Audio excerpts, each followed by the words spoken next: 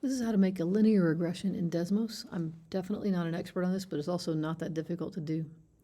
So here's a table of data. It's about the rainfall and the yield of olives per tree in kilograms, which I got from a textbook.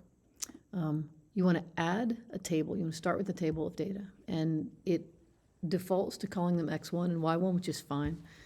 Change them to something else if you want, I guess. So you just put them in. Be careful because it will start a pattern you might not want. So look at what it's putting in there. I've already set this up here. So if you need to, you can pause and put those numbers in. I don't need to see the graph in order to get the regression. So I'll show you the graph in a minute, but for right now, just go to the next line and tell it you want it to find a linear model, a model of the form y equals mx plus b. The way that works in Desmos is you give it the name of your y variable, which mine's y1. I'll just type the y and the 1. And it says there's a list, but I don't want it to do that. It's not equals that happens next. It's the tilde that happens next. You can find that in the up, well, there it is. You can find that here. So it's approximating, I guess, is what it's using that for. And then m, and then times x1 plus b. And there it is. There's the information you want. There's the slope. There's the y-intercept.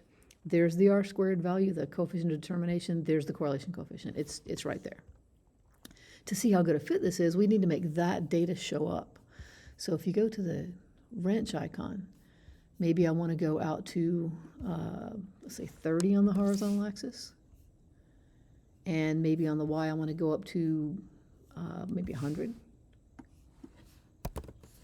And then not only can you see the line that was found, but you can see how it fits the data, and you can adjust your window in whatever way you'd like. So immediately you can see, ooh, that's not as linear as maybe it seemed. There's a definite curvature thing going on there, but pretty fast to get this. And I suspect that Desmos can do a lot more that I'm not aware of, but I know it's also not optimized for statistics, so I'm not sure exactly what it can do. But you can get a linear model really quickly, and I hope that's helpful.